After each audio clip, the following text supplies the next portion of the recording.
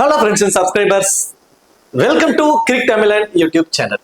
நீங்க நம்ம சேனலை சப்ஸ்கிரைப் பண்ணலன்னா மறக்காம சப்ஸ்கிரைப் பண்ணிக்கோங்க. நாங்கள் போடக்கூடிய டீட்டெயில்ஸ், புதுவான அப்டேட்ஸ் எல்லாமே உடனடியாக பார்க்கலாம். ஸோ மறக்காம எல்லாரும் சேனலை கொஞ்சம் சப்ஸ்கிரைப் பண்ணிட்டு கொஞ்சம் சப்போர்ட்டும் பண்ணுங்க. சப்ஸ்கிரைப் பண்ணிட்டு பக்கத்தில் உள்ள பெல் பட்டனை கிளிக் பண்ணுங்க. நாங்கள் போடக்கூடிய வீடியோக்கள் எல்லாமே உடனுக்குடன் உங்களுக்கு நோட்டிஃபிகேஷனாக வரும். புது அப்டேட்ஸ் எல்லாமே நீங்க தெரிஞ்சுக்குவீங்க. ஸோ இன்னைக்கு நம்ம இந்த வீடியோவில் நம்ம என்ன பார்க்க போறோம் அப்படின்னா, ஸோ இந்த ட்ரீம் 11 மட்டும் கிடையாது, online games. So online games ஆன எல்லாத்தையுமே வந்து இந்தியாவில் பேன் பண்ணிட்டாங்க. ஸோ அதை சார்ந்து அதுல இருந்து ரீசெண்டான அப்டேட்ஸ் என்னங்கிறத மட்டும் தான் அதில் நம்ம இப்போ சொல்ல போறோம். ஸோ இது முழுக்க வந்து பாத்தீங்கன்னா ஒரு எஜுகேஷனல் பர்பஸ் தான். எந்த ஒரு ஆப்பையுமே நம்ம வந்து பிராண்டாவோ அல்லது வந்து ப்ரொமோட்டும் பண்ணல. இது வந்து ஒரு ஜஸ்ட் அங்க என்ன நடந்திருக்கு, அடுத்து என்ன நடக்க போகுது, இப்ப லேட்டஸ்ட் அப்டேட்ஸ், இதை மட்டும் தான் நம்ம இதில் நம்ம பார்க்க போறோம். ஸோ கொஞ்சம் சப்ஸ்கிரைப் பண்ணி கொஞ்சம் சப்போர்ட் பண்ணுங்க இந்த சேனலை பொறுத்த வரைக்கும்.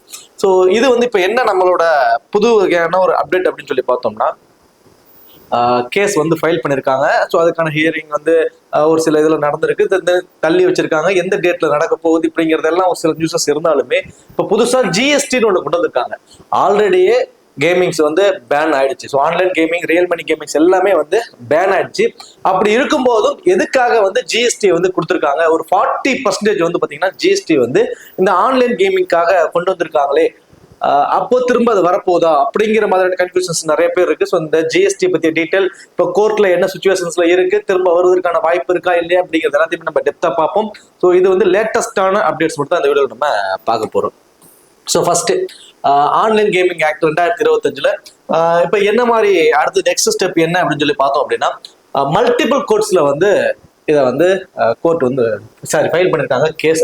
ஸோ என்னன்னு சொல்லி பார்த்தீங்கன்னா, உயர்நீதிமன்றத்தில் நிறைய இடத்துல வந்து பார்த்தீங்கன்னா ஃபைல் பண்ணியிருக்காங்க. கிட்டத்தட்ட டெல்லி, கர்நாடகா, மத்திய பிரதேசம் சொல்லி 3 இடத்துல வந்து பார்த்தீங்கன்னா ஹைகோர்ட்ல வந்து பதிவு பண்ணியிருக்காங்க. ஸோ இந்த 3 இடத்துலையுமே வெவ்வேறு விதமான ஒரு தீர்ப்பு வருவதற்கு கூட வாய்ப்புகள் இருக்கு. இப்ப எக்ஸாம்பிளுக்கு கர்நாடகாவில் ஒரு லூடோ கம்பெனி வந்து பண்ணியிருக்காங்க.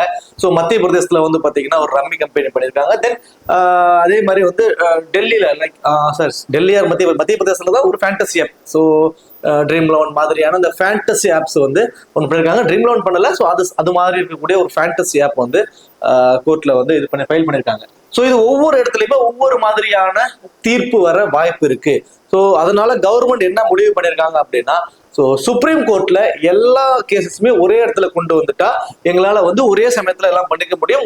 ஒரே ஒரு தீர்ப்பு வந்து எல்லா இடத்துக்குமே பொருந்துற மாதிரி போயிடும். ஏன்னா அவங்க ஓவராலா ரியல் மணி கேமிங் பேன் அப்படிங்கிற மாதிரி கொண்டு வந்ததுனால ஒவ்வொரு இடத்துல ஹைகோர்ட்டுக்காக போய் உங்களால அதை எக்ஸ்பிளைன் கொடுத்துட்டு இருக்க முடியாது. ஒவ்வொரு இடத்துலையும் வெவ்வேறு விதமான தீர்ப்புகள் வர வாய்ப்பு இருக்கிறதுனால சுப்ரீம் கோர்ட்டுக்கு இது எல்லாத்தையும் மாற்றணும் அப்படிங்கிற மாதிரியான ஒரு ஸ்டெப்பை வந்து சென்ட்ரல் கவர்மெண்ட் எடுக்க போறாங்க அப்படிங்கிற மாதிரியான விஷயம் தான் ஃபர்ஸ்ட் விஷயம்.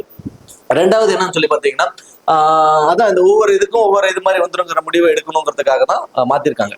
ஸோ அதுக்கு அடுத்ததான் ஃபேண்டசி விளையாடுற நிறுவனங்கள் தான் என்ன பண்ணிருக்காங்க அப்படின்னா, இது வந்து ரெகுலேட் பண்ண ஒரு விஷயமா இருக்கணுமே தவிர பேன் பண்ணிருக்க கூடாது அப்படிங்கிற மாதிரியான ஒரு விதத்தை அவங்க வந்து சொல்றாங்க. ஸோ என்ன அப்படின்னா, அவங்க லீகலாவே இது வந்து ஆல்ரெடியே நிறைய கோர்ட்ல வந்து இது லீகல் அப்படிங்கிற மாதிரியான ஒரு இதெல்லாம் வாங்கி வச்சிருக்காங்க. கோர்ட்டோட ஒரு ஸ்டேவா இருக்கட்டும், கோர்ட்டோட ஒரு ஆர்டரா இருக்கட்டும், இது எல்லாமே அவங்க வச்சிருக்காங்க. ஸோ இது முழுக்க கேம்பிளிங்லாம் கிடையாது அப்படிங்கிற மாதிரி ஃபேண்டசி ஆப்ஸ் எல்லாமே வந்து பாத்தீங்கன்னா நிறைய வாங்கி வச்சிருக்காங்க. ஸோ இந்த மாதிரி இருக்கும்போது நீங்க ஓவர் நைட்ல நீங்க வந்து இதை வந்து பேன் பண்ணிருக்க கூடாது, ஸோ அதுக்கு பதிலாக கொஞ்சம் ரெகுலேட் பண்ணணும் அப்படிங்கிற மாதிரி அவங்க சைட்ல இருந்து ஒரு வாதத்தை வந்து வச்சுக்கிட்டு இருக்காங்க. ஸோ எல்லா ஃபேண்டசி ஆப்ஸுமே தென் அதுக்கு அடுத்ததான் நம்ம பார்த்தோம் அப்படின்னா, இது என்ன ஆக போகுது அப்படின்னா, இது இந்த ஆன்லைன் கேமிங்கை பொறுத்த வரைக்கும் ஸோ ரெண்டு விதமா வந்து பிரிப்பாங்க. Game of skill, game of chance அப்படின்னு சொல்லி 2 விதமா பிரிப்பாங்க. ஸோ இந்த கேம் ஆஃப் ஸ்கில் அப்படிங்கிறதுல தான் ஃபேண்டசி ஆப்ஸ்லாம் வருதுங்கிற மாதிரி ஆல்ரெடி கோர்ட்ல எல்லாமே வாங்கி வச்சிருக்காங்க. ஸோ இது எல்லாமே இப்போ வந்து லீகல் பண்ணி வச்சிருந்தது எப்படி உங்களால இது பண்ண முடியும், இதுல வந்து ஒரு பெருசா எங்களுக்கு ஒரு கிளாரிட்டியே இல்லை. நீங்க கொண்டு வந்திருக்க சட்டத்துல பெருசா இன்னும் கிளாரிட்டி எங்களுக்கு இல்லை. ஸோ அதை தெளிவுபடுத்துங்க, முதல் நோட்டிபிகேஷனை வெளியிட்டாதான் எங்களால அதை தெளிவுபடுத்திக்க முடியுங்கிற மாதிரியான சைடும் வந்து ஃபேண்டசி கேம்ஸ் எல்லாமே ஆப்ஸ் எல்லாமே வந்து அதையும் தெளிவுபடுத்திருக்காங்க. ஒரு தெளிவின்மை இல்லை அப்படிங்கிற மாதிரியான ஒரு விஷயத்தையும் வந்து அவங்க சொல்லியிருக்காங்க. இது என்னன்னா, பேன் வந்து எல்லா ரியல் மணியுமே வந்து எப்படி பேன் பண்ண முடியும்? இப்போ கேம் ஆஃப் சான்ஸ்னு ஒன்று இருக்கு, கேம் ஆஃப் ஸ்கில்னு ஒன்று இருக்கு. ஸோ கேம் ஆஃப் ஸ்கில் அப்படிங்கிறது நம்மளோட ஸ்கில்லை வந்து வெளிப்படுத்தி நம்ம வந்து வின் பண்றது. ஸோ கேம் ஆஃப் சான்சஸ் வந்து பார்த்தீங்கன்னா பேக் சைட்ல யார் இருக்கா என்ன எதுவுமே தெரியாம ஒரு சான்சஸ் அது வின் ஆகுமா வின் ஆகாதாங்கிற எந்த ஒரு இதுவுமே இல்லாம இருக்கக்கூடியதெல்லாம் அதுல ஆட் ஆகும். தென் அதே மாதிரி சான்சஸ் வந்து மேபி வரலாம் வராமையும் போகலாம் அப்படிங்கிற மாதிரி. ஸ்கில் வந்து உங்களோட ஸ்கில் அந்த அந்த நாள்ல உங்களுக்கு வந்து உங்க இல்லை அப்படிங்கிற பட்சத்துல அது போகிறதுக்கான வாய்ப்பும் இருக்கும். ஸோ இந்த மாதிரி 2 விதமா பிரிச்சு ஃபேண்டசி ரியல் மணி கேமிங்ஸ் வச்சிருக்காங்க. அதுல எதை பேன் பண்ணிருக்கீங்க, மொத்தமா ஓவராலா எல்லா இதுமே பேன் பண்றதுக்கான வாய்ப்பு எப்படி நீங்க உருவாக்க முடியும் அப்படிங்கிற மாதிரி அவங்க சைட்ல இருந்து அவங்கள்ட்ட பாதிக்கிறாங்க. ஸோ அதே மாதிரி இந்த உச்சநீதிமன்றம் வழக்கை விசாரிச்சதுக்கு அப்புறம் தான் இது வந்து எந்த மாதிரியான ஒரு இதை கொண்டு வர முடியுங்கிறதே ஒரு தெளிவு இருக்கும். ஃபேண்டசி கேம்ஸோட ஒரு எதிர்காலமே வந்து பாத்தீங்கன்னா இந்த ஒரு கோர்ட்டோட ஒரு முடிவுல இருந்து தான் இருக்க போகுதுங்கிறதுல எந்த ஒரு மாற்று கருத்துமே இல்லைங்கிற மாதிரி தான் ரீசெண்டான அப்டேட்ஸ் வந்துகிட்டு இருக்கு. ஸோ என்னதான் வந்து கவர்மெண்ட் வந்து திரும்ப கொண்டு வந்துருவாங்கிற மாதிரி நியூஸஸ் எல்லாருமே ஸ்ப்ரெட் பண்ணிட்டு இருந்தாலுமே கொண்டு வருவதற்கான வாய்ப்பே இல்லைங்கிற மாதிரியான விஷயங்கள் தான் வந்திருக்கு. ஸோ அதை நான் அடுத்த பேஜில் நான் சொல்றேன். ஸோ இது வந்து இப்போதைக்கு லேட்டஸ்டான ஒரு அப்டேட்ஸ், ஒரு 5 பாயிண்ட்ஸ். ஸோ எல்லாருமே ஹைகோர்ட்டுக்கு போயிருக்காங்க. ஸோ அதை வந்து சுப்ரீம் கோர்ட்டுக்கு மாத்துறதுக்கான ஒரு முயற்சியை வந்து சென்ட்ரல் கவர்மெண்ட் எடுக்க போறாங்க. அது ஃபர்ஸ்ட். ஏன்னா அது லாட் ஆஃப் ஆல்ரெடி சொன்ன மாதிரி தான் ஒவ்வொரு கோர்ட்லயுமே ஒவ்வொரு விதமான ஒரு தீர்ப்பு வரதுக்கு வாய்ப்பு இருக்கிறதுனால அந்த ஒரு விஷயம். தென் அதுக்கு அடுத்தது வந்து பாத்தீங்கன்னா ஸோ கம்பெனிஸ் எல்லாமே ஆர்கியூ பண்றாங்க, இது வந்து லீகல் தான், இது இல்லீகல் கிடையாது, நாங்க வந்து நிறைய இடத்துல வந்து ஸ்டே வாங்கி வச்சிருக்கோங்கிற மாதிரியான விஷயங்கள். தென் அதுக்கு அடுத்து தான் வந்து பாத்தீங்கன்னா எல்லா கேமுமே வந்து நீங்க பேன் பண்ணிருக்கீங்க, ஸ்கில் அண்ட் சான்ஸ் 2 ஆப்ஷன்ஸ் இருக்கு. ஸோ அதை கரெக்டாக அதுக்கு இந்த மாதிரி ரெகுலேட் பண்ணுங்க, எங்களுக்கு ரெகுலேட் பண்ணா போதும், நீங்க பேன் பண்ணக்கூடாது இதை அப்படிங்கிற மாதிரியான விஷயத்த வாதிக்கிறாங்க. தென் கடைசியா வந்து சுப்ரீம் கோர்ட் எடுக்கக்கூடிய ஒரு முடிவு தான் ஃபேண்டசி ஸ்போர்ட்ஸ் இந்தியாவில் வந்து பாத்தீங்கன்னா ஆன்லைன் கேமிங் வந்து இந்தியாவில் திரும்பவும் வருவதற்கான வாய்ப்பு இருக்கு இல்லையாங்கிறத முடிவு பண்ணக்கூடிய ஒரு விஷயமா இருக்க போகுதுங்கிறது தான் இப்போ லேட்டஸ்டா வந்த இந்த ஒரு 5 பாயிண்ட், இந்த அப்டேட் எல்லாமே அதுதான். தென் அடுத்ததான் நம்ம பார்க்கக்கூடிய ஒரு விஷயம் என்ன அப்படின்னு சொல்லி பார்த்தீங்கன்னா 40%. ஸோ 40% ஜிஎஸ்டி வந்து கொண்டு வந்துட்டாங்க. ஸோ எதுக்கு அப்படின்னு சொல்லி நான் சைடில் உங்களுக்கு நான் ஷோ பண்றேன். ஸோ 40% அப்படிங்கிறது ஒரு எக்ஸாம்பிளுக்கு உங்களுக்கு ஒரு சும்மா சார்ட் மாதிரி போடுறேன். ஸோ ஜிஎஸ்டி வந்து ஒரு 40% வச்சுக்குவோம், நான் வச்சுக்கோங்கல்ல, அதுதான் வந்து முடிவு பண்ணியிருக்காங்க. இப்போதைக்கு 40% ஜிஎஸ்டி அப்படிங்கிறத முடிவு பண்ணிட்டாங்க. ஸோ இந்த 40% ஜிஎஸ்டியில யாருக்கெல்லாம் இது பெரிய பாதிப்பா இருக்க போகுது அப்படின்னா அஸ் யூசர்ஸ் தான், நமக்கு தான் அது பெரிய பாதிப்பு. ஸோ இப்படி 40% கொண்டு வந்தோட முக்கியமான காரணம் யார் இதை பிளே பண்ணவே கூடாதுங்கிறதுல அவங்க முடிவு எடுத்துட்டாங்க. கவர்மெண்ட் அதுல ரொம்ப தெளிவா இருக்காங்கிறது நல்லாவே தெரியுது. ஏன்னா இதுக்கு முன்னாடி வந்து பாத்தீங்கன்னா இப்போ எக்ஸாம்பிளுக்கு நீங்க வந்து ஒரு 110 ரூபா கான்டெஸ்ட் பிளே பண்ணுவீங்க, கான்டெஸ்ட் ஜாயின் பண்ணுவீங்க, அது உங்களோட ஆப்போனண்ட் ஒரு 110 ரூபா கான்டெஸ்ட் ஜாயின் பண்ணுவாரு. வின்னிங் அமௌண்ட் வந்து பாத்தீங்கன்னா 200 ரூபா இருக்கும். ஸோ இந்த 110 ரூபாயில இருந்து ஒரு 10 ரூபாயும் இந்த 110 ரூபாயில இருந்து 10 ரூபாயும் இந்த 20 ரூபா வந்து பாத்தீங்கன்னா யாருக்கு போகும்னா கம்பெனிக்கு வந்து கமிஷனா போகும். இதுக்கு முன்னாடி அந்த 20 ரூபாய்க்கு தான் நீங்க வந்து ஜிஎஸ்டி கட்டணுங்கிற மாதிரியான ரூல் வந்து இருந்தது. இப்போ அப்படியே மாறி என்ன ஆயிடுச்சு அப்படின்னா ஒரு 110 ரூபா நீங்க கட்ட போறீங்கன்னா அதுக்கு நீங்க வந்து ஒரு 110 ரூபா டெபாசிட் பண்ணுவீங்க இல்லைங்களா, அந்த 110க்குமே நீங்க 28% ஜிஎஸ்டி கட்டணுங்கிறது தான் இதுக்கு முன்னாடி இருந்த ரூலா இருந்தது. ஸோ அப்பவே நிறைய கம்பெனி வந்து இழுத்து மூடிட்டு போயிட்டாங்க, சட்டம் சாத்திட்டு போயிட்டாங்க. சில கம்பெனிஸ் பணம் உள்ள கம்பெனிஸ் எல்லாமே வந்து பாத்தீங்கன்னா ஸோ அதை ரன் பண்ணிட்டு இருந்தாங்க. சில பேர் வந்து ஜிஎஸ்டி நாங்க கட்டிக்கிறோம், நீங்க கட்ட வேணாம், உங்களுக்கு பதிலாக நாங்க ஜிஎஸ்டி கட்டி அதை வந்து உங்களுக்கு போனஸ் ஆகும், இது மாதிரி கொடுத்து நீங்க யூஸ் பண்ணிக்கங்க அப்படிங்கிற மாதிரி லாட் ஆஃப் ஆப்ஷன்ஸை வச்சு அவங்க ரன் பண்ணிக்கிட்டு இருந்தாங்க. பட் இருந்தாலும் நிறைய கம்பெனிஸ் லாஸ்ட்ல தாங்க போனது வெறும் 28%. இப்போ 40%. இப்போ நீங்க ஒரு 100 ரூபாய் ஆட் பண்ண போறீங்கன்னா இன்க்ளூசிவ் ஆஃப் ஜிஎஸ்டியா கொடுத்தாலும் சரி, இல்லை எக்ஸ்க்ளூசிவா இருந்தாலும் சரி, 140 ரூபாயை நீங்க ஆட் பண்ணணும். 140 ரூபாய் ஆட் பண்ணீங்கன்னா தான் உங்களுக்கு 100 ரூபாய் வந்து உங்களுக்கு வந்து வேலட்ல ஆட் ஆகும். ஸோ அந்த 100 ரூபாய் வச்சு நீங்க ப்ளே பண்ணிட்டு வின் பண்றதை வச்சு நீங்க எடுக்கலாம். ஸோ இதுதான் கான்செப்ட். ஓகேங்களா? ஸோ அப்போ உங்களுக்கு வந்து 40 ரூபா வந்து 100 ரூபாய்க்கு 40 ரூபா அவங்க ஜிஎஸ்டியாவே போட்டுட்டு இருக்காங்க இப்போ கவர்மெண்ட். ஸோ இப்போதான் எல்லா இடத்துலயுமே பேன் ஆயிடுச்சுல. பேன் ஆனதுக்கு அப்புறம் எதுக்காக இந்த 40% அப்படிங்கிற ஒரு சட்டத்தை கொண்டு வந்திருக்காங்கன்னா அந்த சட்டம் வரும்போதே அது அப்படி ஒரு விஷயம் இருக்குங்கிறத உள்ள கொண்டு வந்து வச்சிருவாங்க. அது சட்டம் வேற, அந்த ஜிஎஸ்டி ஆப்ஷன்ஸ்ங்கிற வேற. மேபி திரும்ப வந்தால் இந்த 40% அப்படியே ஆக்டிவ் ஆக ஆரம்பிச்சிடும். இதுதான் இதோட கான்செப்ட். இப்போ எக்ஸாம்பிளுக்கு எல்லாருமே கோர்ட் நாடி போயிருக்காங்க. கோர்ட்ல இருந்து ஒரு தீர்ப்பு வருதுன்னு வச்சுக்கோங்க, ஒரு பாசிட்டிவான தீர்ப்பு வருது ஃபேண்டசி யூசர்ஸ்க்கு, இல்லை அந்த கம்பெனிஸ்க்கு ஒரு பாசிட்டிவான நியூஸ் வருது, திரும்ப நீங்க ரன் பண்ணலாம், சின்ன சின்ன ரெகுலேட்டர் மட்டும் வச்சுக்கிட்டு நீங்க ரன் பண்ணிக்கலாம், ஒரு பாசிட்டிவான நியூஸ் வந்துருச்சு அப்படின்னா வந்த உடனே இந்த 40% ஜிஎஸ்டி வந்து அவங்களுக்கு ஸ்டார்ட் ஆக ஆரம்பிச்சிடும். அந்த யார் மேல வரும் அப்படின்னா யூசர்ஸ் ஆகிற நம்ம மேல மட்டும்தான் வரும். ஒரு 100 ரூபா நம்ம ஆட் பண்ணும்போது 140 ரூபாயா ஆட் பண்ணோம்னா தான் 100 ரூபா வந்து வரும்.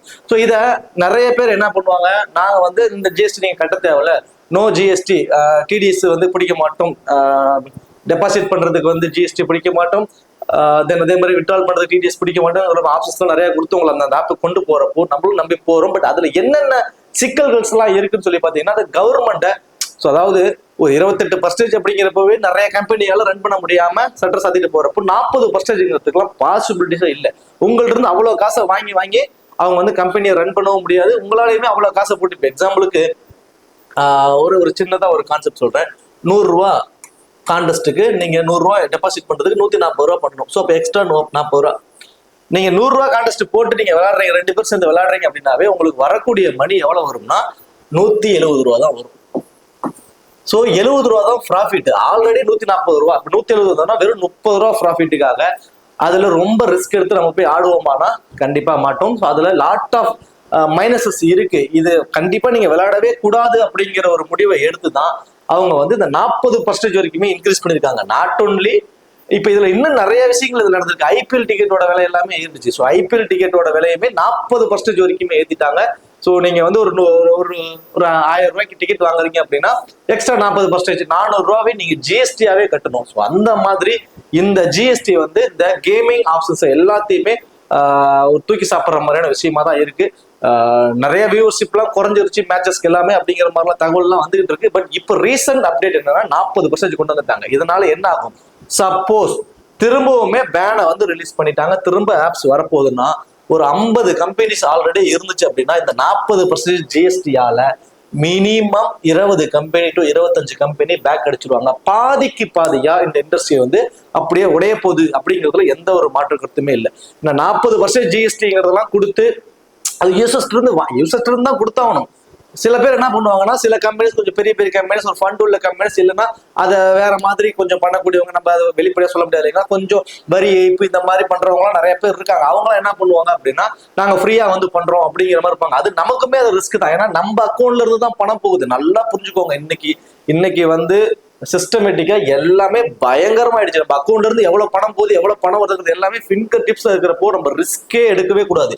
இப்போ ஒரு ஜிஎஸ்டிக்கு வந்து இப்போ உங்க அக்கௌண்ட்ல இருந்து ஒரு ஃபேண்டசி ஆப்புக்கு ஒரு அமௌண்ட் ஆட் பண்ண போறீங்க அப்படின்னா அது உங்க பேர்ல ஜிஎஸ்டி அவங்க தான் கட்டி இருக்கணும்.